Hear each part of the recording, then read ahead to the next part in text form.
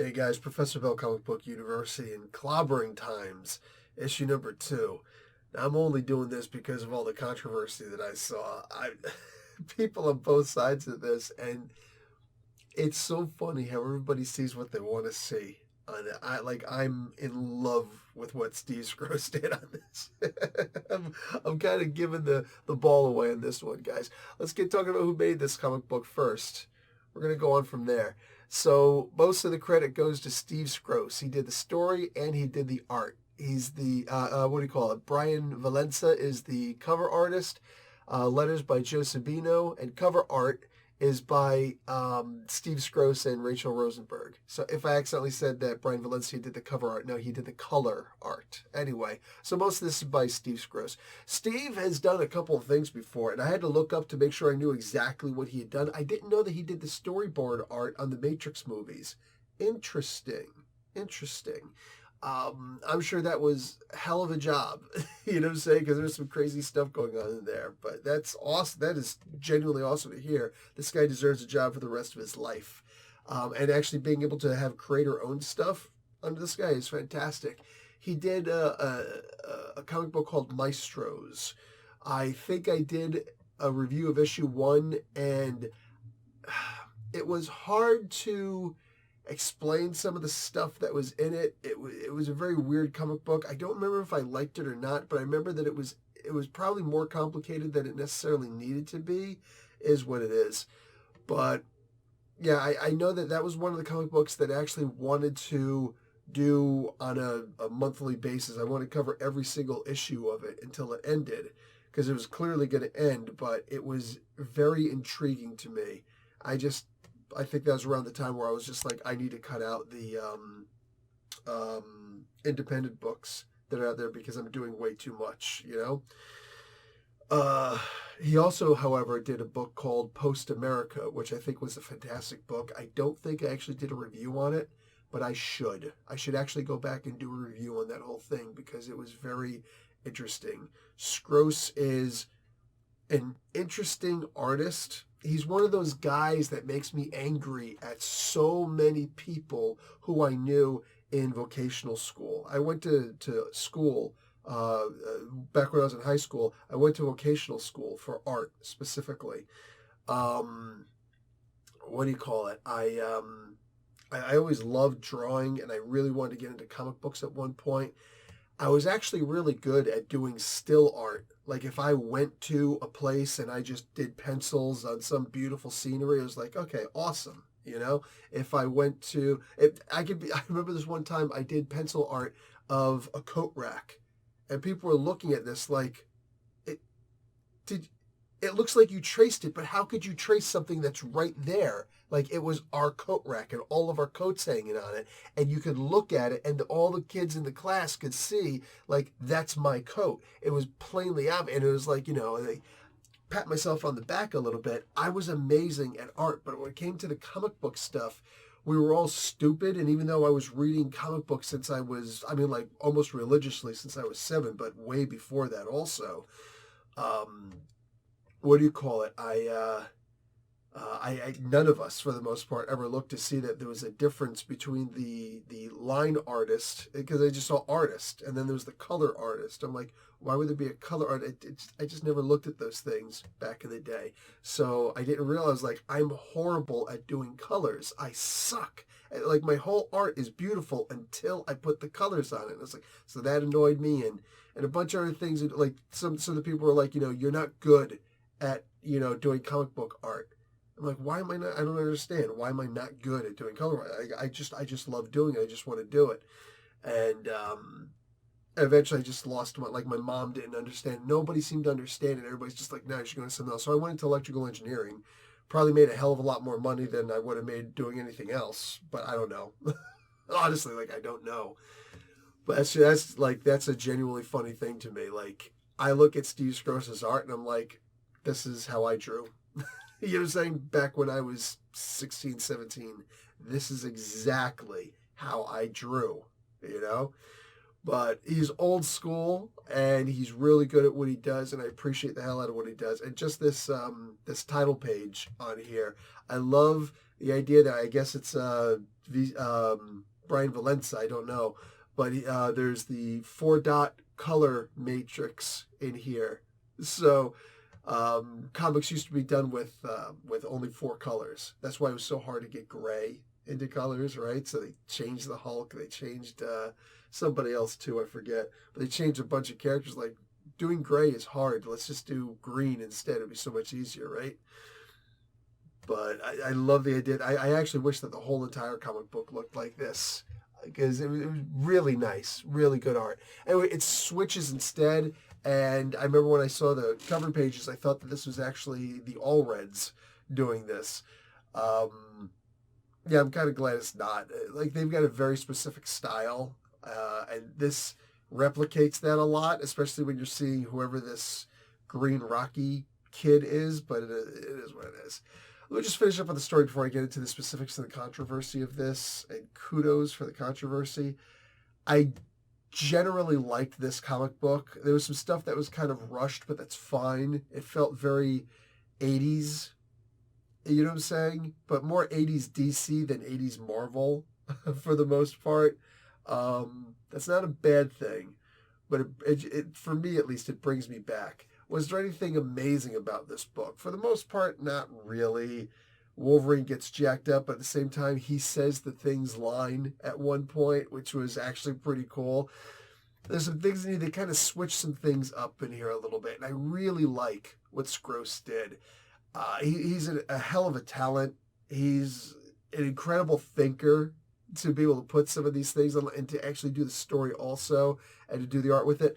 I don't think I've ever said a bad word or turned a bad page against somebody who does the story and the art, because that is not easy. Oh, it's the preferable way to do things, but it is absolutely not easy at all. When you have someone else interpreting your work and doing this stuff, that's challenging, but it's actually easier to do things that way. Doing it yourself and putting the stories together, that's, you're talking about extremely time consuming, and you're talking about not having an extra set of eyes to catch something that you did and then basically, make you improve on it. When you remove editors, when you remove proofreaders, you're genuinely just making for a guaranteed worse story, right? So it's hard to pull off something successful if you're doing all of the work by yourself. And it's time consuming, it's exhausting, and there's usually no reward because so every time that you remove somebody who could tell you, hey, such and such and such should be fixed, you're making for a worse product. And yet somehow this still came out really good. So, good on you, Steve. But yeah, the story in general, it actually went someplace. There seems to be a new villain being introduced in this. Okay, I'm not mad. I'm not mad at all. Maybe it was in the previous episode or issue, I don't know. But this was interesting nonetheless. So let's get talking about this controversy on this. And guys, I'm not mad at what happened in here. I thought that this was perfect. There are people who got triggered by a word in here, and I understand why. And then there are people who got triggered at people who were triggered by the word. And I kind of understand why also, but let's get talking about this. So I'm going to read this panel because I think that this is freaking amazing. And this is one of the pages that could shout out to AIPT, because I usually go to them first to check this stuff. They stopped doing those stupid water imprints, the watermarks on there. You know what I'm saying? I'd rather give you credit for what you do instead of you putting a freaking watermark. That just makes me think that I'm going to get in trouble if I use, the preview pages that were provided to you for free, Anyway, the thing is in Krakoa, and he's talking to these guys, and this one green rocky mutant stands up, is like, my community's effect on the world and the wider universe is paramount to me. Generally, the Fantastic Four's work is perceived as altruistic, yet my people's efforts are still met with derision and fear. Here's the really fun paragraph. sentence, whatever. Conflicting legacies inevitable, or is an integration of agendas possible for the superhuman and mutant populations? Talk about being wordy. This is... What the heck is the guy's name? Michael Dyson? Miles Dyson? Miles Dyson, Terminator 2. So Eric Michael Dyson. There we go. Eric Michael Dyson is the guy's name. That's the guy who said that Jordan Peterson is a mean white man. When he uses all these highfalutin words, you know what I'm saying? These 50-cent words, right? Boom, boom, boom, boom, boom. He sounds really smart. When you are smart and you listen to what he's saying, you realize that he's saying a big fat nothing burger, right? Not even necessarily if you are smart, just if you break down what he says, if you find a script and you break it down and you use a thesaurus and you realize what he's actually saying is a big fat extra lean nothing burger. Like there's no taste, there's no substance, there's no heart. He's using big words because he doesn't have anything to say. And this is what happens with a lot of people. These are literally those people who, and no disrespect to the people who have those calendars who have word of the day on it and things like that on their desk. Absolutely. Learn a big vocabulary so that, and use that word once or twice per day, just so that, you can get familiar with it and understand how to use it properly. I love it when people do things like that, right? When you're trying to increase your vocabulary. I genuinely love it. But then there's some people who get them and they don't look at it and they just go through and they start memorizing all these words. And it's like, when you're just trying to use all of them together in a sentence, you make for a complete lack of substance. That's what this kid is, right? And unfortunately, this is your typical... your average, not every, but your typical kid who's in university who studies the arts. Like, fortunately, I've got two kids who are in university who are in the sciences, microbiology and psychology specifically. I think that psychology is one of the sciences. Should be, because she is going into neuroscience, but whatever it is, what it is. What do you call it? This, I don't know. This is your typical kid who isn't going anywhere in life. This is a kid who's getting a degree just to end up working in McDonald's, to eventually be replaced by a machine that doesn't even move. You know what I'm saying? Like, that's what this is. And look, if that's all that you're capable of doing in life, one, you're full of crap. You can do a whole lot more than that. You have to get rid of this narcissistic mentality. I'm speaking so directly and seriously to somebody right now. You know what I'm saying? Who that college, university is the best time that you're ever going to have in your life, because you're not paying for something, but you're probably accruing student loans that are going to cripple you for the rest of your life. And you have to find some meaning in what you're doing. And social activism and social justice is the only thing that you can think of to actually give meaning to your life. And that's going to get harder and harder, because you're going to realize more and more that people aren't buying it. Even your target audience isn't buying it. So you're just screaming into an echo chamber, and none of those people in the echo chamber are any more successful than you are. And at the end of the day, you're going to wind up being homeless if you're not living with your parents. That's a hard reality to face. That's some Kevin Samuels stuff to say to somebody. I really hope that more people are able to pull themselves out of their own narcissistic understanding of themselves and recognize that they're not doing anybody a service. In fact, they're actually doing themselves a disservice. And you're much better off as a productive member of society and doing social justice, as opposed to devoting your life to social justice. You're going to find yourself throwing soup at a painting, ruining someone else's art because you studied in the arts and you don't actually have any art. There's going to be a lot of people who clicked off on this video by now. They're the lost ones.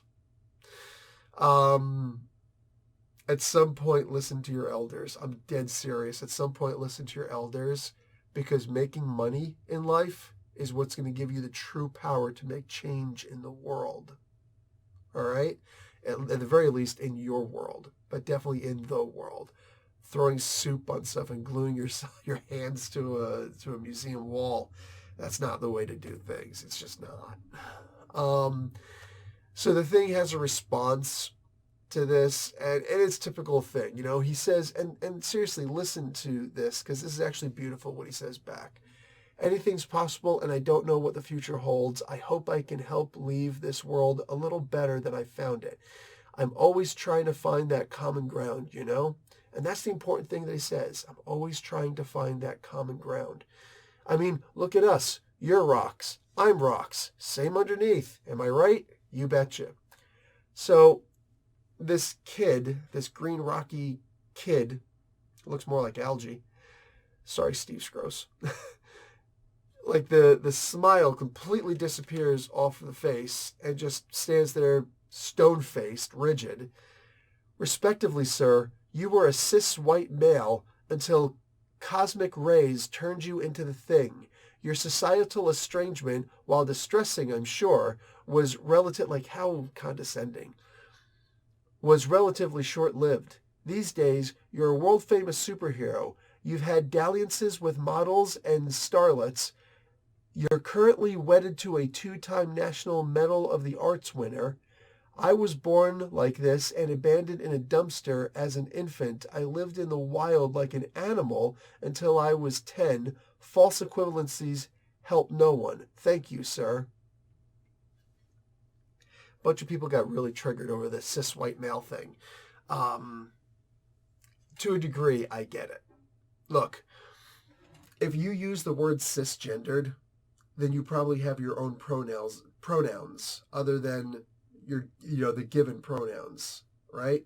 Maybe you're a male who identifies as a female, all right? You're a male who identifies as a woman. I think that's the proper way to say it.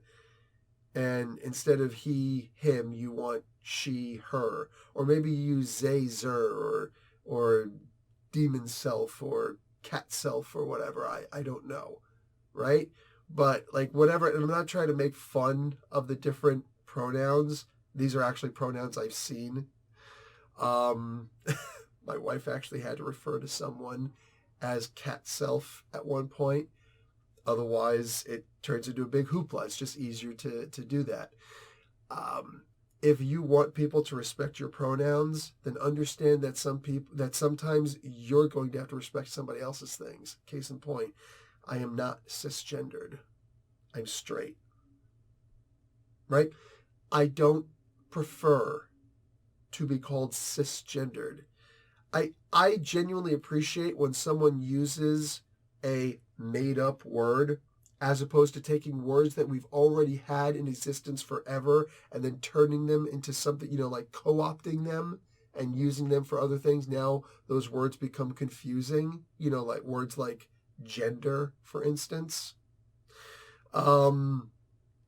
I genuinely appreciate it when someone can be honestly open-minded.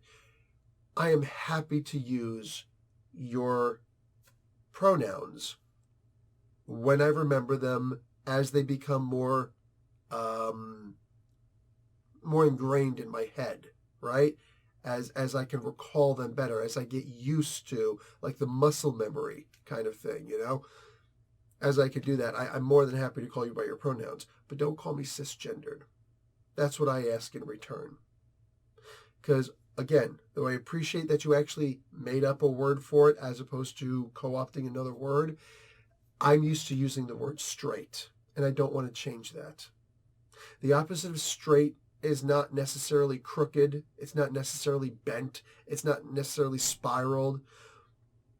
In this particular case, and honestly, you guys have made this easier for us. I'm straight. You're curved like a rainbow. That should make for a better and easier, more fluid conversation between us, right? I'm straight. There's nothing A cyst sounds like some kind of a virus or a disease or some sort of infection or something, right? Like a boil. All right.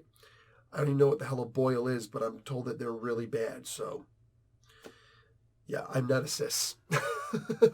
So when you hear, and cis white male, it's also funny considering the fact that the thing is Jewish. I'm not Jewish myself. Used to know a whole bunch of Jewish people. Unfortunately, here in Canada, I don't meet too many Jewish people.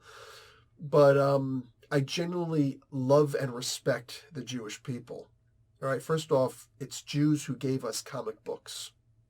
Like at the end of the day, they were just Mickey Mouse and Bugs Bunny and stuff, and Popeye and things like that, Tom and Jerry, which are fun, and I'm glad that we got them. But let's be realistic: the superhero comic books, in every way, shape, and form, like 98% of that, that's all Jewish people. All right, so no, they did these comic books because they weren't allowed to write regular books in America. Think about that. They weren't allowed to write regular books. They weren't allowed to take certain kind of jobs. My Italian American grandfathers, both of them, were not allowed to work regular jobs, like normal jobs that white people were allowed to take. They were not considered white back in the day. When the thing was created, he was not considered white. He was known to be Jewish. Jews, Italians, and Irish, they were not white. So when you say things like that, like, it's funny to me. It's like you're erasing someone's history, and then you get pissed off when we don't know your history and you say that we're erasing it. And it's just one of those big things where it's like, if if anyone actually sits down and genuinely thinks about the things that they're saying and the things that you're asking for specifically, you'll realize that you don't deserve it because you're not giving it to the other person, right? So the thing is obviously flustered by this because, in his own words, I'm the guy who's always trying to find common ground. This green rocky mutant jerk, this absolute loser waste of life. You grew up in the dumpster and you never left. I mean, genuinely, this is a garbage human being who one day may grow up, but probably not. They probably spend their days in that tiki bar on Krakoa, saying getting drunk and having orgies all the time because they don't have anything better to do, right? They're not used on any teams. They're not useful to anyone. My people make medicines for the world to extend life and eradicate cancers and things like that. Yeah, that's cute. But what do you contribute to that? Nothing. Absolutely nothing. You're just another mouth to feed, screaming about how socialism is good because you can't make it in a capitalistic world. Life sucks, then you die. But somewhere in between, you wind up pissing off the people who are feeding you. That's a damn shame. But this was done very accurately. The people who are pissed at Steve Scroce over this, dude, he's on your side. I mean, that's just the way I see it. The thing is trying to make common ground, and this mutant kid is trying to make divisions. I'm sorry, at the end of the day, I don't care what side of any equation you're on. I don't care if you're screaming about how the KKK and white supremacy is bad. Yes, it is. It is bad. But when you start making divisions where there aren't divisions, you are the problem. Yes, Professor Bell may have just called you the problem because it's true. Life sucks. Then you die. I love that the Thing was trying to make common ground. I love the idea that he was caught out there and he's just like, trying to be the peacemaker. You know what I'm saying? Because let's be realistic. If this guy wanted to go in there and whoop all these people's asses, all their asses are going to be whooped. You know what I'm saying? I mean, just, it is what it is. And that's what he does. And this is only emphasized by the next person who stands up with 4 arms and a big mutant thing. And don't expect to be instantly celebrated everywhere you go, bro. The age of evaluation is upon you. If your messianic image crafting, do your messianic image crafting someplace else, somewhere else. You're not here for mutual understanding. Your boss, Monsieur Fantastique, is making deals with our bureaucrats, FF Tech for Krakoan resources. Same old story of mutant exploitation. And somebody's like, sit down, you idiot. It's like, there's always somebody, and here there's 2 people who are using big words that they barely understand, but they heard someone else saying in some other regard, and then bang. Look, there are plenty of countries in the world, Canada being the worst of them all, who exploit other people, modern day at least, who exploit other countries for their resources and whatnot, and they lean very heavily on America to protect them in cases like this. And it's like, wow, way to make things political, Professor Bill, but no, that's what I'm reading here. And you know why it's so fun to do that? Because the people who are defending this dumb mutant kid who said cis white male are the same ones who were using the argument, oh no, what do you call it? Politics in a mutant book? It's not a mutant book. It's a thing book. But, politics in regards with the X-Men, who'd have thunk it? Speaking as a person who was actually there and who has one-on-one talked with a lot of the people who were responsible for the creation of these books, I can honestly tell you it was never their intention to make it plain and open. Everything was supposed to be ambiguous and let the thinkers think. It was never supposed to be this big thing where you're actually telling people the script.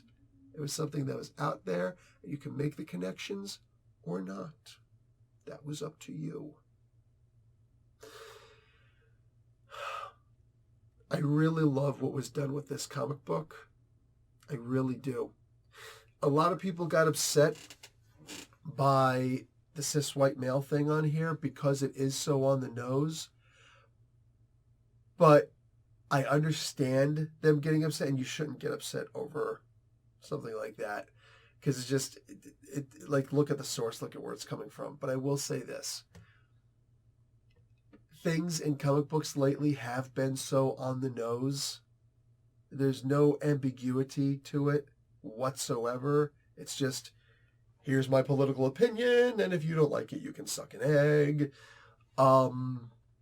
So that when you see something like this, you right away go to the idea of, and this is not an assumption. This is a presumption.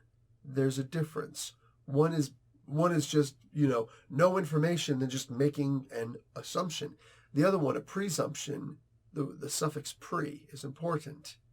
You're making an assumption based on prior knowledge and or experience what's been coming at you. If the sun rises to the east, you don't assume that the sun is always going to rise from the east. You presume it's always going to rise from the east. If some kid is walking up to you and you right away put up your guard, you're assuming they're going to get violent with you because some kids, few kids, actually engage in physical criminal activity towards people, right? So there's a difference. There's a big difference between the two. There's no guarantee that the sun is going to come up, but it's all but guaranteed that the sun is going to come up all the time from the east, right?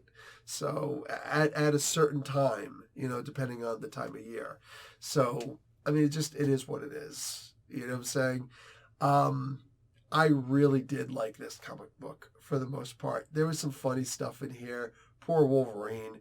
The Thing just not caring that much about it. Oh, Steve Scrooge, he actually used a reference back to Fantastic Four number 374, I think it was, or was it 274? Anyway, where Wolverine slashed off some of Ben Grimm's face.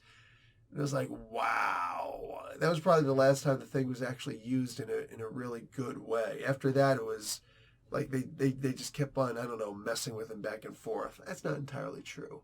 But for the most part, like, I don't know, comics failed not too long after that. Marvel went bankrupt, so I'm just saying. This was a good comic book. I enjoyed this. I hope that you guys did too. I hope that you can look at this and realize exactly what's happening here. I hope that we're not getting too triggered over things that are, because again, he made this particular part very on the nose, but not in the way that people think. It was more about how stupid some of these, and stupid's a really rude thing to say, just how some of these kids who have zero prospects practically for all intents and purposes are trying to be leaders, but they never actually learned how to be a leader. You know, you want to learn how to be a leader, join the military. Like, you want to learn how to be a leader. There are plenty of other ways to do that, but you can't just pick up and figure out how to be a leader on your own. The chances of you succeeding are nil.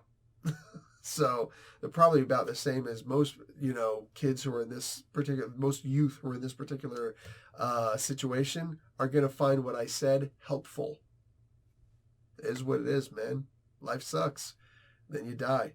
You know what else you do? You like the video and you watch an ad. I'll talk to you guys later. Professor Bill, Comic Book University. Good transition? Class dismissed.